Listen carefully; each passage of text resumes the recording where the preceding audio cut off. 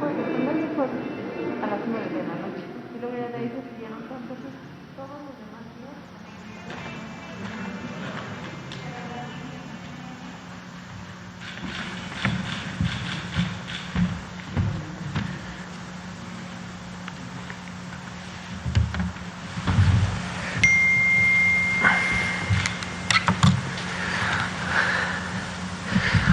Buenas noches. Hoy viernes 5 de febrero estamos aquí en Palacio Nacional para presentar el avance, el reporte técnico diario de la epidemia en México, la epidemia causada por la enfermedad COVID-19, causada por el virus SARS-CoV-2. El día de hoy, no creo que tarde, en unos minutos estará llegando el doctor López-Gatell, ¿ya? Y pues listos para empezar, pero pues adelante. Súper, gracias doctor López Ridaura. Son las 19:01, estamos aquí en el Palacio Nacional. Empezamos la conferencia de prensa COVID-19. Hoy vamos a tener el informe técnico con el estado de la epidemia que presentará el doctor Ruy López Ridaura, director general del Senaprece. Comentaré sobre el avance del programa de vacunación y luego el propio doctor López Ridaura comentará una información que es importante sobre las segundas dosis. Identificamos que ha habido algunas inquietudes de nuestras compañeras y compañeros del sector salud, el personal de primera línea, sobre la segunda dosis. Nos interesa mucho que haya perfecta claridad, que nadie se angustie, que se preocupe con el sentimiento de que podría no llegar a la segunda dosis. No es el caso, pero sí tenemos que integrar la realidad de lo que implica el retraso de las vacunas Pfizer. Esto, como ya hemos comentado, es desafortunado, no está desde luego en la voluntad o el deseo de alguien en particular, sencillamente la realidad de que se tiene que expandir la capacidad de producción de Pfizer para poder mantener un ritmo mucho más acelerado de producción y de abastecimiento a todos los países que han contratado vacunas con Pfizer.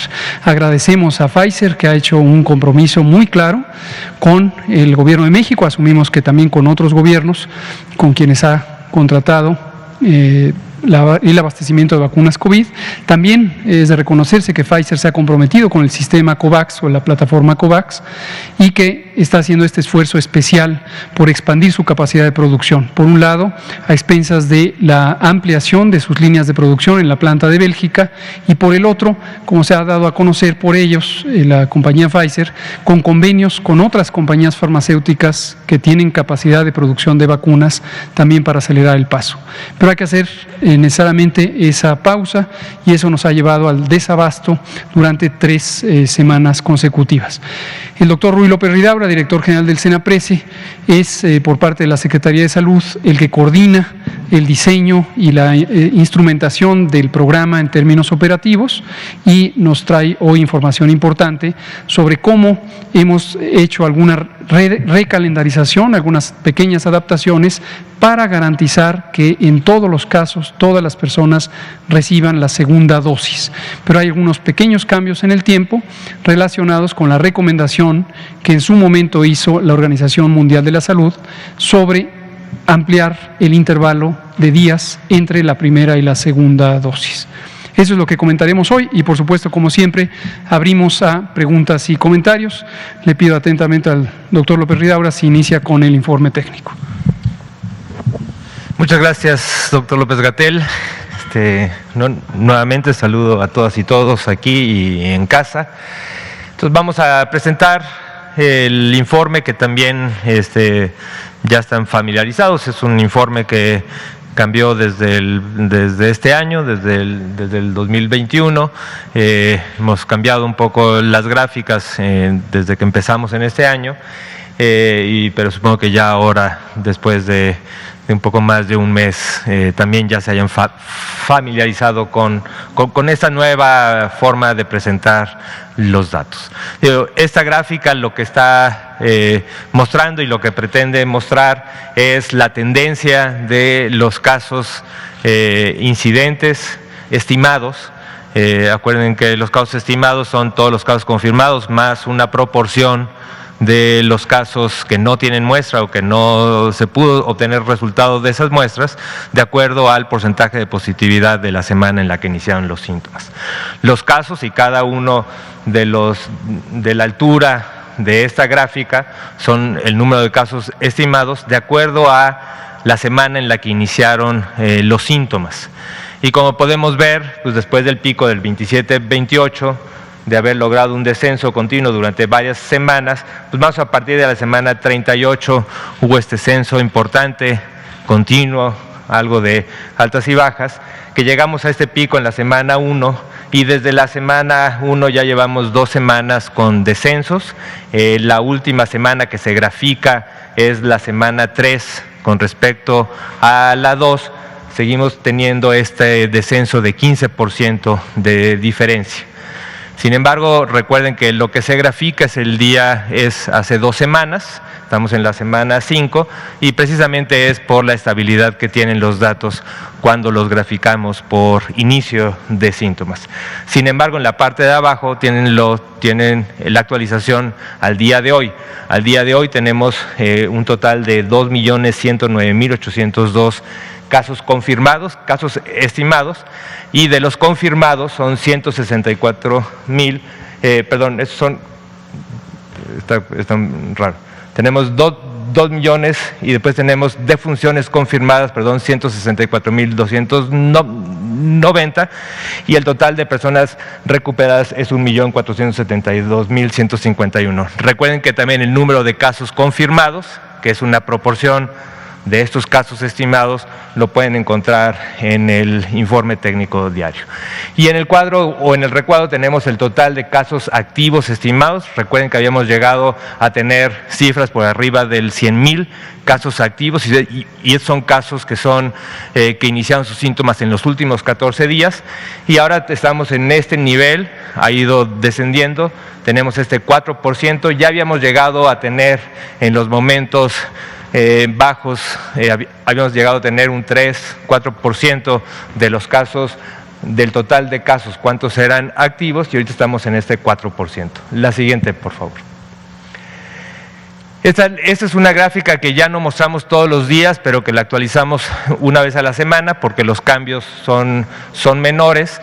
Entonces, y esto es la trayectoria de la positividad, esto es, de todas las muestras que se tomaron en cada una de las semanas, de las personas que cubrieron una serie de criterios sintomáticos para ser definido como un caso sospechoso, se le tomó la muestra y del total de ellos, cuántas resultaron positivas. Hemos llegado a un tope por arriba de 50, casi 55% en la semana 28. En la semana 3 tenemos esta estimación del 38%, es decir, una proporción de casi 62% de los casos se les hizo una muestra y salió negativa para el virus SARS-CoV-2. Y aquí tenemos, las personas han entrado un total de 4.843.302 personas que han sido registradas en nuestro sistema de vigilancia epidemiológica, de los cuales 1.912.871 resultaron confirmados y el resto 2.494.000 con resultados negativos. Ahí todavía hay una proporción. Si suman esto y se lo restan al total, esa es la proporción de los casos, ya sea que no se tomó muestra o que tenían una muestra que al final no se obtuvieron resultados. La siguiente, por favor. Y esa también es otra gráfica que no estamos presentando diario, también porque los resultados no cambian de manera importante día con día, que es precisamente esta proporción de letalidad. Recordad otra vez que la letalidad es el número de personas que lamentablemente fallecen entre el número de personas confirmadas con infección por el virus SARS-CoV-2. Hemos llegado también cerca de la semana del inicio de la epidemia, cerca del 20%, y en la última semana registrada, que es la semana 3, este porcentaje de letalidad es 7%, se ha mantenido muy similar, tiene una variabilidad pequeña de la semana 2, que es un punto porcentual por arriba con respecto a la semana previa. La siguiente. Y finalmente las dos diapositivas sobre la ocupación hospitalaria. La primera es la ocupación hospitalaria que hay en camas generales, y recuerden que tenemos primero el 54% que representa del total de camas que están dedicadas para la hospitalización general en todo el país, el 54% están ocupadas, y esto con respecto al día de ayer es un descenso de 1 punto porcentual.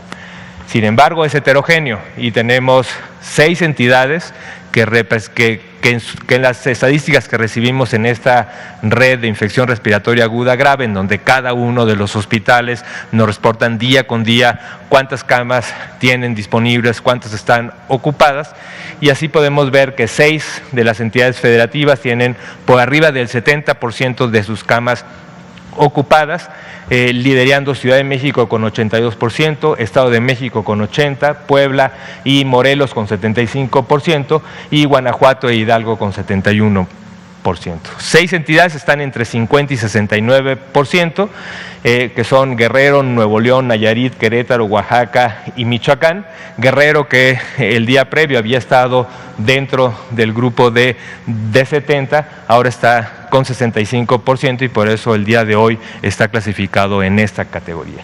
Y por último tenemos 20 entidades federativas que tienen menos del 50%, y solamente se marca con estas flechas aquellas entidades que el día de ayer se encontraban dentro del grupo de 50 a 69 y el día de hoy están por abajo del 50%, que son Baja California Sur y Veracruz. Y abajo tienen el recuento total, el total de camas totales que se tienen en el país para atención de pacientes hospitalizados sin necesidad de asistencia ventilatoria, que son 35.635, de las cuales ocupadas a nivel nacional están 19.100. La siguiente, por favor. La siguiente, que es muy parecida, pero ahora estamos reflejando lo que se trata de camas que están dedicadas para la atención del paciente crítico, especialmente la necesidad de ventilación mecánica, y al igual que ayer tenemos solamente una entidad que tiene por arriba del 70% del total de sus camas para paciente crítico, por arriba del 70%, que es Ciudad de México, que tiene 78%. Tenemos 6 que están entre 50 y 69%, que son las mismas 6 que reflejamos ayer: Aguascalientes, Estado de México, Nuevo León, Colima, Hidalgo y Oaxaca, y tenemos 25 que tienen menos del 50%, y tenemos una, Tlaxcala, que el día de ayer se encontraba en este grupo y hoy está con 41%. El promedio nacional es 49%, también 1 punto porcentual de lo encontrado de ayer, y el total de camas que tenemos para este tipo de pacientes a nivel nacional son 11.239, de las cuales 5.545 están ocupadas. Con esto creo que terminamos el componente técnico, y entonces dejo la palabra al doctor López-Gatell para el componente de vacunación. Muchas gracias, doctor López-Ridaura. Vacunas contra el COVID. Plan Nacional de Vacunación, presentado el 8 de diciembre, 5 etapas claramente definidas. La primera, vacunar a personal de salud en contacto directo con las personas enfermas de COVID-19, lo que llamamos personal de primera línea, sector público, sector privado, hospitales, consultorios, atención prehospitalaria. Posteriormente, personas adultas mayores, y ahorita comentaremos el avance que hemos tenido ya en el preregistro de personas adultas mayores, y ya se normalizó aquellos pequeños incidentes que hubo con la plataforma. Tenga todo el mundo tranquilidad desde el principio que el orden en que se registren no tiene nada que ver con el orden en que se les ponga la vacuna. Todos tienen derecho de acceso a la vacuna. La prioridad está marcada por los 3 ejes de priorización: la edad, de arriba hacia abajo, del mayor al menor en edad. Segundo, tener o no comorbilidades. En cada categoría de edad hay preferencia para empezar con las personas que tienen comorbilidades. Comorbilidades es aquellas enfermedades crónicas o condiciones de salud crónicas que contribuyen al riesgo de complicaciones COVID: diabetes, hipertensión, obesidad, inmunosupresión, etc. También es importante tener claro que el plan de vacunación incluye a las 32 entidades federativas y que existe un solo plan nacional de vacunación cuyas etapas, desplazamiento geográfico de las brigadas de vacunación está fundamentado por un análisis epidemiológico, un análisis científico sobre cómo, cuándo y dónde se debe vacunar. Corresponde con las recomendaciones fundamentales que nos ha hecho el Grupo Técnico Asesor de Vacunación y es muy consistente, muy semejante a la priorización que han tenido prácticamente todas las demás naciones que tienen ya acceso a la vacuna y a las recomendaciones de la Organización Mundial de la Salud. Aquí está estadística. Noten un elemento que habíamos comentado ya en otras ocasiones, que los números que ven en días previos de la gráfica, y esto es semejante a lo que pasa con el informe técnico, se actualizan. Y aquí les pongo el ejemplo del 3 de febrero. Cuando tuvimos la conferencia de prensa del 3 de febrero, informamos que habíamos puesto un poco más de 8,000 vacunas. En esta columna aparecía 8,000, en este número aparecía 8,000. Pero ahora aparece 12,095. ¿Por qué razón? Porque el corte de información que presentamos aquí es a las 16 horas. Sin embargo, la información se sigue incorporando. En algunos casos, las unidades de vacunación siguen activas después de las 16 horas, 4 de la tarde, y por lo tanto se incorpora más información. Entonces, vean ustedes, aquí ya informamos 12,095 vacunas fueron administradas el 3 de febrero. Entonces, por si ustedes comparan esto con días previos, siempre esta información es de acceso público.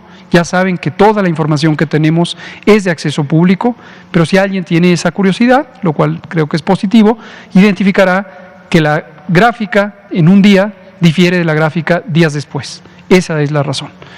Hoy, por ejemplo, 3,706 vacunas para el corte de información de hoy, viernes 5 de febrero, Día de la Constitución, y mañana es posible que esa cifra esté actualizada ya en las columnas de la gráfica. La siguiente, por favor. 700,316. Eso es lo que en forma acumulativa hemos puesto desde que empezó el programa el 24 de diciembre y un pequeño recordatorio de cómo ha ido el curso del programa.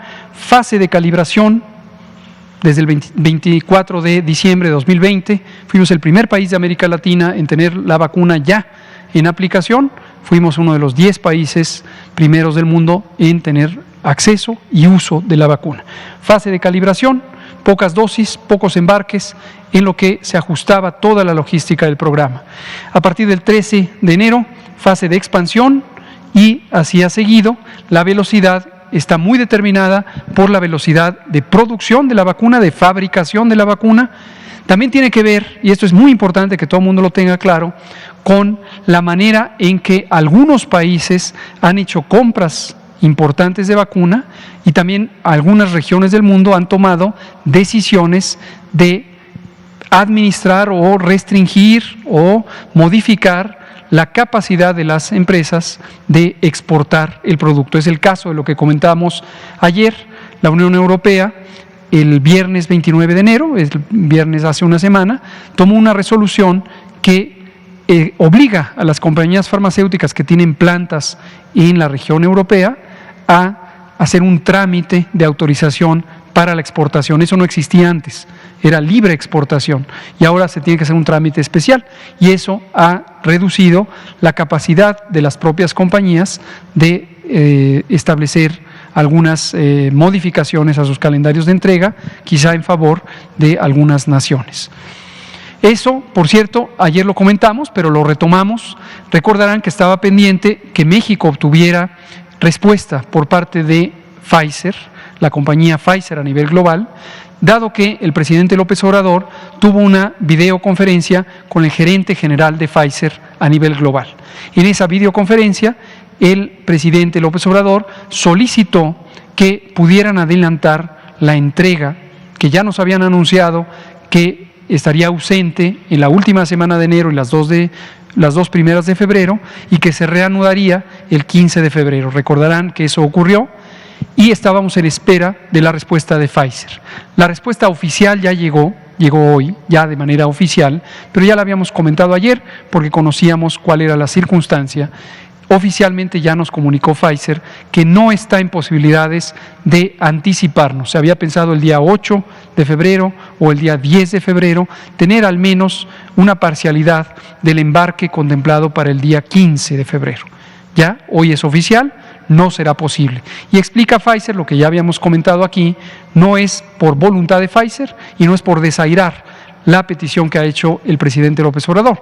Sencillamente es que las nuevas disposiciones de regulación comercial de la Unión Europea le impiden a Pfizer tener esa libertad de decisión. Entonces, no tendremos embarque anticipado el 8 ni el 10, de modo que llegará el 15. Y es precisamente por eso que hoy el doctor López Ridaura explicará las modificaciones que hemos tenido que hacer a el calendario entre la primera dosis y la segunda dosis para garantizar que todas y todos tengan segundas dosis. Eso lo quiero dejar sumamente claro, todas y todos tendrán segunda dosis, pero considerando la recomendación que hizo la Organización Mundial de la Salud desde diciembre y ratificó y actualizó el 8 de enero, específicamente para la vacuna Pfizer, en la que recomendó que se podía extender en una forma segura el intervalo de aplicación de dosis, considerando incluso hasta 42 días. 42 días. Y esta misma información y el análisis de la evidencia científica fue sujeto de reflexión del Grupo Técnico Asesor de Vacunación de México. Y nos formularon recomendaciones que precisamente nos permiten hacer estas adaptaciones que explicará enseguida el doctor López Ridaura. La siguiente, por favor. 10% ya de segundas dosis, 64.246 personas, trabajadoras de la salud, tienen ya su esquema completo, han alcanzado ya la aplicación que les permitirá llegar al punto máximo de protección que confiere esta vacuna. En el caso del operativo especial para el personal educativo, todavía estamos en primeras dosis. El operativo empezó con el embarque precisamente que estamos usando ahora y se ha avanzado un poquito más respecto a ayer, 17.457 dosis. Recordar, el propósito de ese operativo especial es que la vacuna, considerando el tercer eje de priorización, no solamente sea un instrumento de protección a la salud de la persona que se vacuna, de su entorno, sus familiares, su comunidad, las personas con las que convive en el trabajo o en la vida privada, pero también que la vacuna sea un instrumento útil a la salud pública y a la reactivación de distintas necesidades de la sociedad, en particular la educación pública. ¿Por qué hacerlo solo en Campeche? Porque Campeche ha tenido 4 meses ya continuos de un buen control epidémico, mínima transmisión, y no obstante que regresó al semáforo amarillo, está manteniéndose en baja transmisión. Es probable que en algún momento incluso pudiera retornar, ojalá que más pronto que tarde, al semáforo verde, y entonces esta aplicación de vacuna permitirá ya avanzar más prontamente a la reactivación de la educación pública. Por ahora solo en Campeche, en su momento en otras entidades federativas. La siguiente, por favor. 84% de avance general en el uso del más reciente paquete de vacunas. Actualizamos ya esto, 29 entidades federativas al 100%. Ya se ha cumplido el uso de la vacuna del paquete más reciente en 29 entidades federativas. Sigue siendo el 100% del personal de salud de primera línea que está ahorita en la etapa 1. Cuando venga el nuevo embarque, este número se pasa nuevamente a 0 y empieza, porque esta es la información sobre el uso de las dosis asignadas en el paquete más reciente, que aquí se ve la fecha, empezó a usarse el 20 de enero. Llegó el 19, al día siguiente está en uso. 3 entidades federativas están en el proceso de segundas dosis. La velocidad de aplicación de la vacuna es precisamente correspondiente a la velocidad que en el periodo de calibración siguió la aplicación de primeras dosis, y son solamente estas 3 entidades federativas. La siguiente. 766.350, esto no ha variado desde el 19 de enero, son las dosis acumuladas que han llegado, 70% de uso de ese paquete y el restante es lo que queda de las segundas dosis. La siguiente. Y por último, antes de darle la palabra al doctor López Ridaura, los ESAVIS, como pueden ver, se han mantenido muy estables desde que empezó, y son 5.943 eventos, mayormente los no graves, dolor, mareo, náusea, situaciones, fiebres que se pueden presentar en el momento mismo de la aplicación o en pocas horas después o incluso en pocos días después, pero con una recuperación completa, sin necesidad de intervención alguna. 47 sí, ciertamente, han visto que este número se ha mantenido afortunadamente estable, pero estos 47 personas han tenido algún evento que requirió alguna atención más avanzada, incluso con hospitalización. Afortunadamente, 43 de esos 47 ya están dadas de alta, restan 4, y recordar que no son las mismas que han estado permanentemente ahí por varios días, han sido pocos días, pero algunas llegan y otras se van de alta. Se han recuperado íntegramente y no ha habido situaciones que lamentar en ese sentido.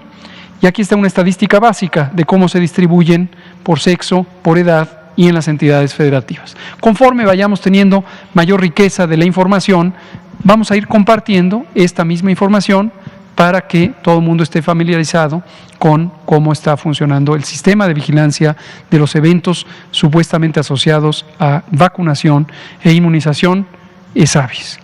Le damos la palabra al doctor López Ridaura, si es tan amable de explicarnos las adaptaciones al calendario para garantizar la segunda dosis. Muchas gracias. Queríamos mostrar esta lámina para poder dar más detalle a lo que ya comentó el doctor López-Gatell. Creo que hay dos cosas muy importantes en las que comentó ya el doctor López-Gatell que me gustaría reforzar. Uno es cuando salió la primera aprobación y se buscó y Pfizer propuso un esquema, era este esquema de a los 21 días tener la segunda dosis.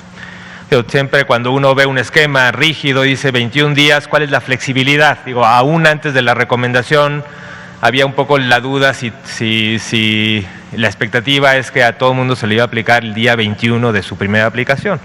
Y eso cuando estamos hablando de un programa nacional donde tenemos también disponibilidad y proveeduría incierta en algunos momentos, calendarios que pueden ir cambiando, pues era difícil pensar que se iba a poder hacer una programación exacta a los 21 días, ¿no? Eso fue una pregunta que se estuvo planteando a nivel global y es por eso que también tanto el grupo asesor de la OMS, pero también en acuerdo y también la misma compañía Pfizer, porque eso también se hace viendo los mismos datos de los ensayos. En los mismos ensayos también hay personas que por diferentes razones reciben sus dosis de manera diferenciada, aún en un ensayo clínico controlado en donde lo tienen todo controlado. Entonces, viendo los datos, el grupo asesor de la OMS hizo esta recomendación en el que la segunda dosis se podía aplicar no antes del día 21, pero sí se podía extender el intervalo entre la primera y la segunda dosis hasta el día 42. Esto también se estudió en el grupo técnico asesor de México, que nos está apoyando y nos está ayudando muchísimo en entender diferentes aspectos del plan, y lo estudiaron y también emitieron esa recomendación en que sí era seguro mantener este intervalo, ampliar el intervalo. Ahora, ¿qué permitía ampliar el intervalo? Una cosa muy importante es flexibilidad en la operación. En este escenario de proveeduría incierta, de calendarios que pueden ir cambiando de las entregas, es importante estar seguros que podemos flexiblemente cambiar el momento de la segunda dosis. Pero también hay otra cosa muy importante que permitía esto, era el poder extender la población con primera dosis. Esto también lo ha dicho el doctor López-Gatell. La eficacia de la primera dosis es muy buena. Entonces el poder expandir a la misma población que se va a vacunar, en este caso al personal de salud, aún con primeras dosis, desde el punto de vista de impacto y de protección, para la población, para los colegas del personal de salud, era también importante darnos la oportunidad de expandir las primeras dosis y no reservar todo para las segundas dosis, ¿no? Eso era muy importante, y creo que también es una de las cosas que es mensaje importante para todos y especialmente para los colegas, personal de salud, que sepan que también uno de los propósitos de esto fue expandir más rápidamente hacia el resto del personal de salud. Entonces, ¿qué fue lo que decidimos? Lo que decidimos es que habíamos tenido varios embarques, como ya lo ha presentado el doctor López-Gatell. Teníamos embarques de diferente tamaño, y el primer gran embarque de más de 430,000 dosis fue el día 12 de febrero. Pero para eso ya estaban vacunados o ya habían recibido su primera dosis personal de salud un poco más de 100,000 personas. Cuando vimos en la plataforma donde se estaba registrando, ya teníamos un grupo que ya había empezado segundas dosis cuando íbamos a recibir el 12 de enero, que era un grupo que había recibido sus primeras dosis el mismo 24 cuando inició, y es más, en el mismo Ciudad de México ya habían reservado en el último embarque previo al del 12 las vacunas para el personal de salud que recibió el día 27, que fue el otro día importante que se vacunó solamente en Ciudad de México.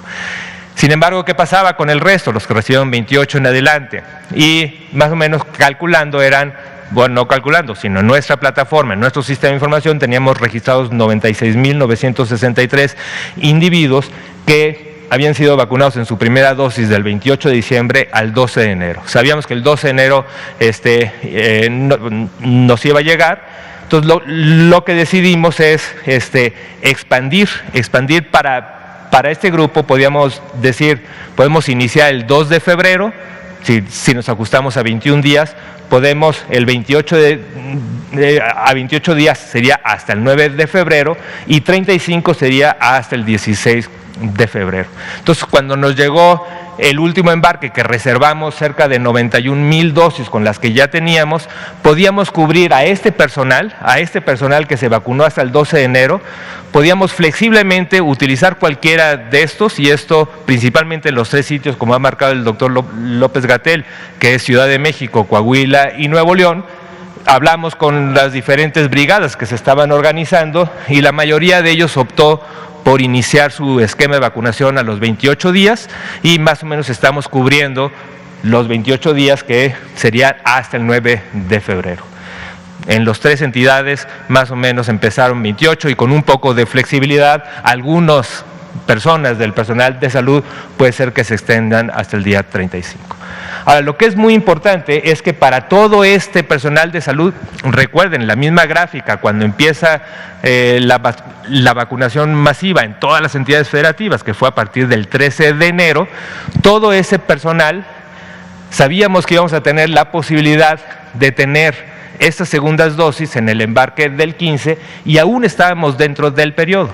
Entonces, en lugar de no poder reservar de estos 400, supimos que podíamos expandir a los 436,000, casi todos en sus primeras dosis, porque estábamos seguros que a partir del 17, aún dentro del periodo de 35 días, podíamos vacunarlos. Entonces, el mensaje principal para todos los colegas, personal de salud, que recibió su primera dosis entre el 13 de enero a la fecha, estas segundas dosis se van a cubrir la gran mayoría en el embarque del 15 de febrero. El 15 de febrero estamos esperando cerca de 490,000 dosis, y el siguiente embarque, que es el 22 de febrero, estamos esperando cerca de 511,000 dosis.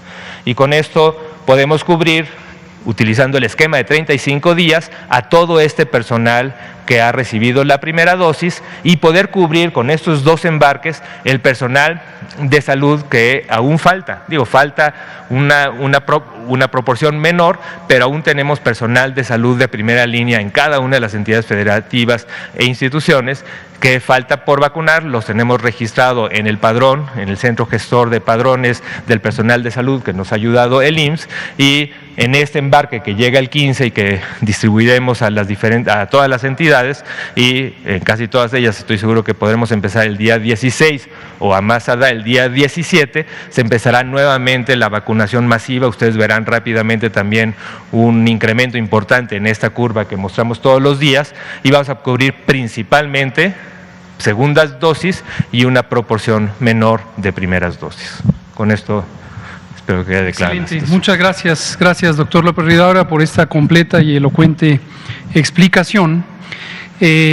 Consideramos que es fundamental que nuestras compañeras y compañeros trabajadores de la salud que están en la primera línea, de que las segundas dosis llegarán a ustedes. Y esto lo previmos con antelación, tal como lo explica el doctor López Ridaura, ante la situación de este abastecimiento inconstante, que la razón de este abastecimiento inconstante es la velocidad de producción de vacunas en el mundo. Entonces, no es porque no podamos ponerlas, es porque no llegan, y no llegan porque se producen a determinada velocidad para los distintos países del mundo. Pero para eso hicimos esto, porque hoy recibimos la respuesta oficial de Pfizer de que no se lograría adelantar el abastecimiento el día 8 o el día 10 de febrero, tal como lo solicitó el presidente López Obrador al gerente general global de Pfizer. Teníamos todavía la esperanza de que esto pudiera ocurrir así, ya que nos lo comunica de manera formal, sabemos que no es así, y entonces este ajuste nos permite asegurar las segundas dosis en un tiempo que ha sido razonablemente estudiado por la Organización Mundial de la Salud y también por nuestro grupo técnico asesor de vacunas, que permite estar tranquilos de que no se afectará ni la potencia de la vacuna ni la oportunidad de tener su máxima eficacia en las personas vacunadas posterior al día 21. Muy bien, vamos a abrir a preguntas y comentarios. Empezamos con Liliana Noble de Pulso Saludable. Seguimos ahorita con ustedes. Buenas noches, Liliana Noble de Pulso Saludable. Doctor Gatell, la Universidad de Johns Hopkins publicó una gráfica en donde ellos mencionan que México no está entre los 10 países más afectados por esta enfermedad, la COVID-19. Me gustaría conocer su opinión y en lo que se tuitea, pues viene una serie de comentarios, son interesantes de leer, pero algunos mencionan que por qué no están considerados los muertos, otros consideran que esa gráfica habla de las pruebas y que México no es un país que se haya destacado por hacer pruebas, y me atrevería a mencionar que hoy por la mañana el gobernador del Estado de México habla de que en su estado se realizan alrededor de unas 15,000 pruebas al día. Entonces sí somos un país que estamos aplicando, que el sector está aplicando pruebas, la jefa de gobierno está haciendo mucha labor al respecto. Entonces, como para entender mejor el panorama y no estar especulando de esta universidad tan respetable. Y tengo otras dos preguntas. Gracias. ¿Cómo no? Con mucho gusto. Sí, efectivamente, Johns Hopkins es una universidad muy respetable. Esta idea de si estamos en primer lugar, segundo lugar, tercer lugar, quinto lugar, séptimo, octavo, noveno y décimo, ha sido ampliamente manipulada por las distintas fuentes de opinión, en algunos casos yo diría con buena intención, pero poco entendimiento, y en otros pocos casos con la intención deliberada de confundir, desvirtuar la información técnica o científica y darle un carácter más de confrontación política o alguna cosa así. Como es costumbre en esta conferencia de prensa y en general en la acción que hacemos en Gobierno de México, regresamos a la evidencia científica, la presentamos y afortunadamente la mayoría de las personas en el país pronto se pueden dar cuenta cuál es la información científica válida. Las comparaciones entre países, esto ya lo habíamos dicho hace mucho tiempo, pero lo retomamos, tienen limitaciones importantes. ¿Por qué razón? Porque cada país tiene una estrategia diferente de vigilancia. Cada país tiene una capacidad diferente de hacer estadísticas vitales, por ejemplo. Y pongo un ejemplo muy concreto que conozco muy bien puesto que participé en 2015, ya lo había comentado, en una misión especial de la Organización Mundial de la Salud para evaluar el sistema de vigilancia epidemiológica de la India. India es un país muy extenso, es un país con una enorme población y es un país que tiene importantes retos geográficos y de otro tipo para lograr en cierto momento tener algún modelo de vigilancia epidemiológica de los componentes en tiempo real. Tiene en cambio un robustísimo sistema de estadísticas vitales, tiene un Centro Nacional de Inteligencia en Salud que es muy robusto, pero funciona de otra manera diferente a el sistema de vigilancia. Entonces, en un momento dado, la velocidad de producción de la propia información difiere entre países. Las estadísticas vitales, como lo acabamos de ver hace unos días cuando el INEGI produjo información sobre mortalidad en exceso, fueron exactamente compatibles con el trabajo técnico que veníamos haciendo y que coordina el doctor López Ridaura, pero no todos los países tienen estas circunstancias. Entonces, el uso de pruebas también, cada país tiene distinta estrategia y eso puede hacer que la contabilización directa de personas enfermas difiera entre países, ¿no? Hay países, por ejemplo, que usan muchas pruebas rápidas como mecanismo de detección, aun cuando tiene importantes limitantes las pruebas rápidas. Entonces, en general, tiene poco sentido técnico estas comparaciones. Por último, también tienen poco sentido técnico porque, es decir, poco significado real, porque esto varía en el tiempo. Las curvas epidémicas, y yo creo que el lunes podríamos volver a presentar una actualización de las curvas epidémicas mundiales, y podríamos tomar los 10 o 12 países que están en este listado en el número de casos o el número de defunciones, y verán ustedes cómo los ritmos de aparición de la epidemia son diferentes. Vuelvo al ejemplo de India, que hace rato, hace unos pocos días, se usaba por estos elementos de desinformación como una comparación preocupante. Se decía, es que ya rebasamos a India. Claro, porque el ritmo de aparición de la epidemia, en este momento India va en un momento de descenso, cuando nosotros íbamos en un momento de ascenso.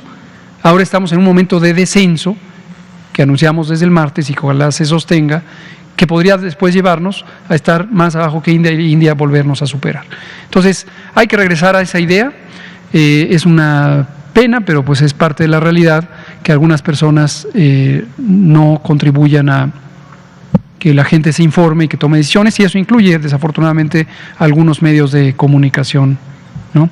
Ahora, respecto a la información que tiene la Organización Mundial de la Salud, efectivamente no estamos en los primeros países en cuanto a la mortalidad, cuando ésta se estima proporcional a la población de cada país. Es obvio que entre más grandes sean las poblaciones, mayor será el número de eventos, pero cuando se considera por millón de habitantes, pues obviamente no estamos en esa circunstancia.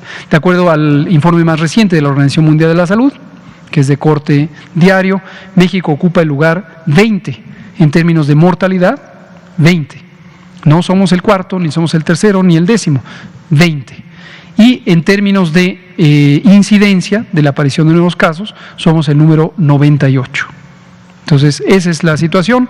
Ojalá que esto vaya permeando poco a poco en la medida en que las personas y los medios de comunicación se interesen más por la técnica, por la ciencia y no por el alarmismo.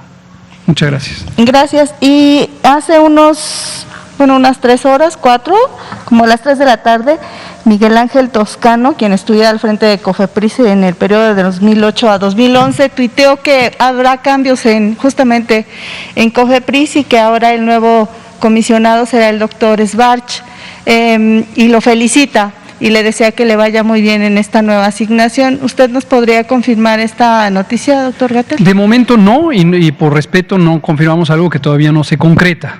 Lo que sí puedo decir abiertamente es que desde que empezó el gobierno en esta administración en 2018, tenemos claro que COFEPRIS es una agencia estratégica, la Agencia de Regulación Sanitaria del país, que es de extraordinaria importancia. Es muy importante tener una regulación sanitaria rigurosa, profesional, transparente y equitativa. Equitativa se refiere a que los sujetos regulados, que son diversas empresas farmacéuticas, agrícolas, de cosméticos, los establecimientos comerciales, etcétera, prácticamente todo lo que ocurre en términos económicos tiene de alguna u otra forma alguna vinculación con la regulación sanitaria, porque todos los productos y espacios e instrumentos de la vida cotidiana tienen algún elemento que puede implicar riesgos sanitarios, y para eso sirve la COFEPRIS.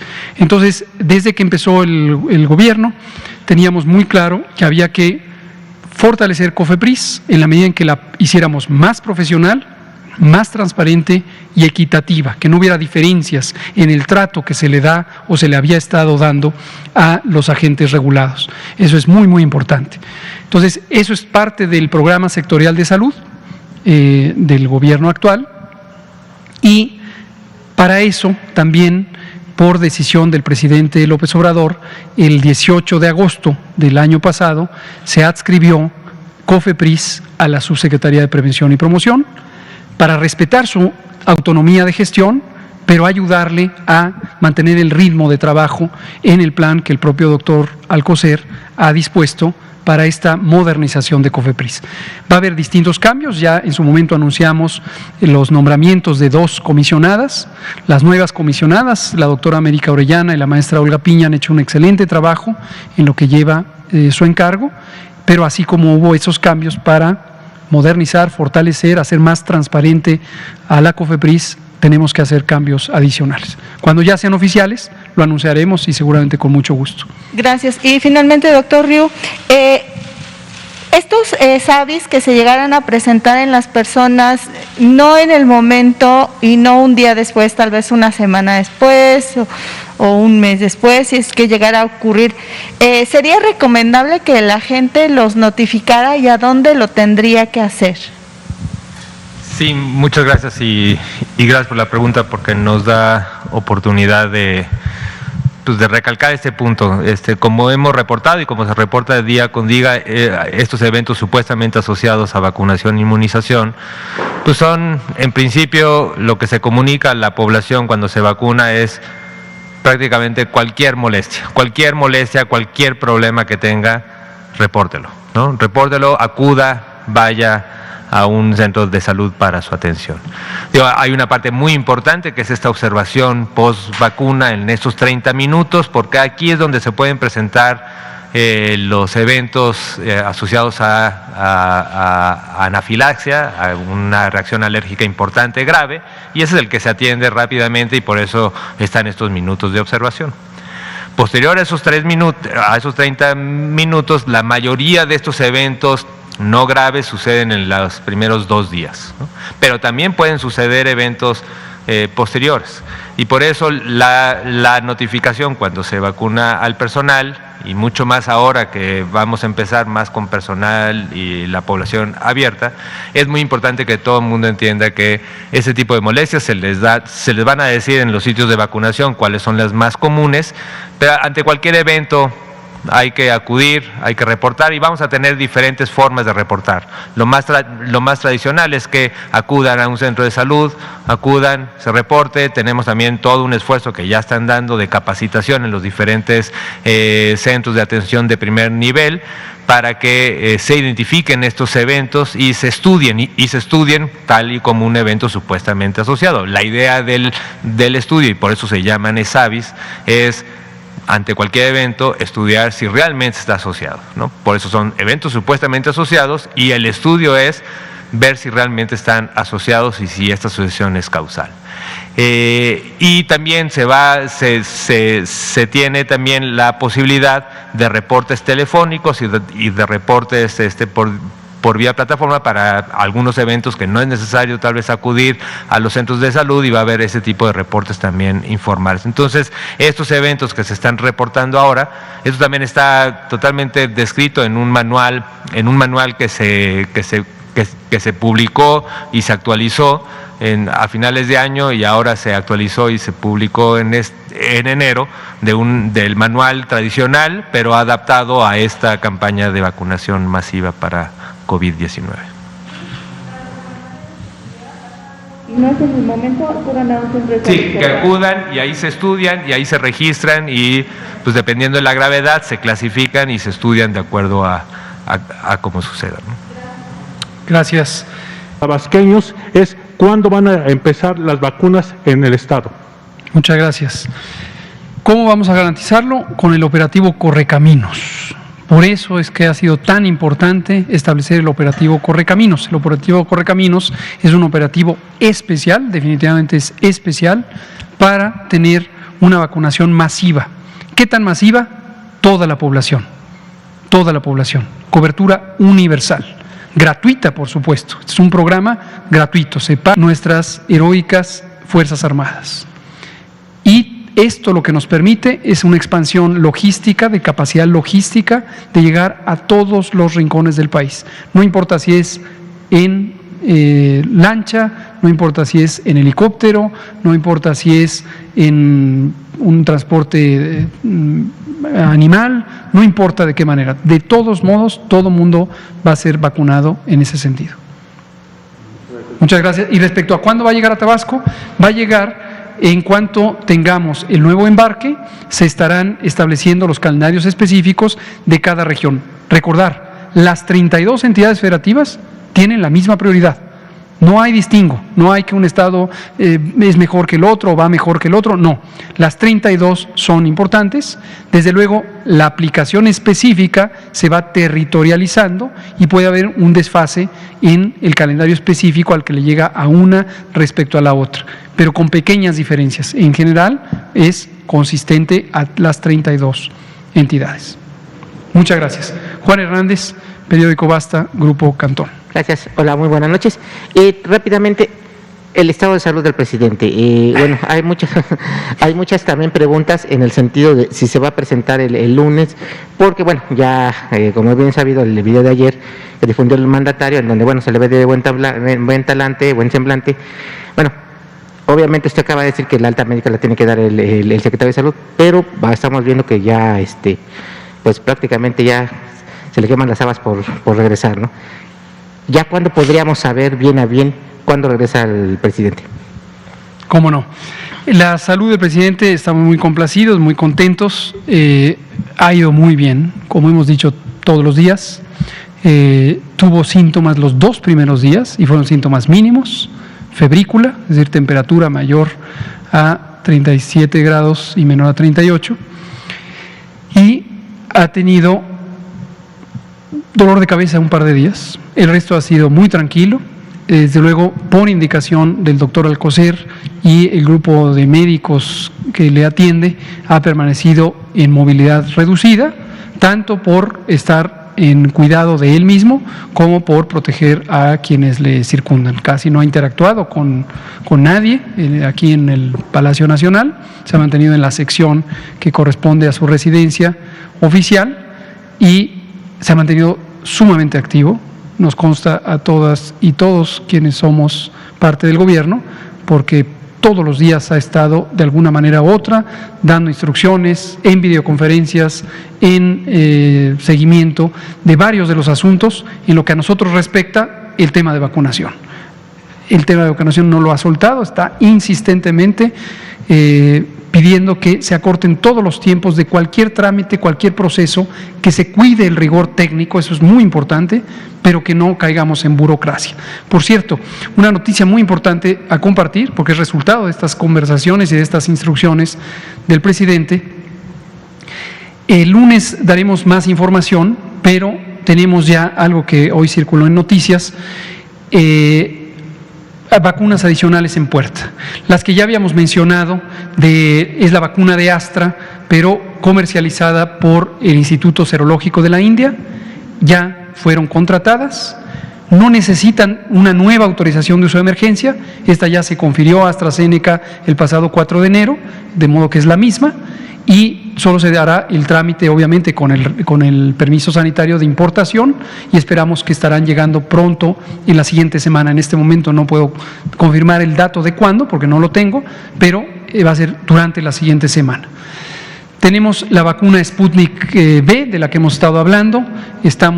Ya se mandó el contrato definitivo y estamos gestionando el calendario específico de entregas. Ojalá que también en el curso de la siguiente semana tengamos el embarque.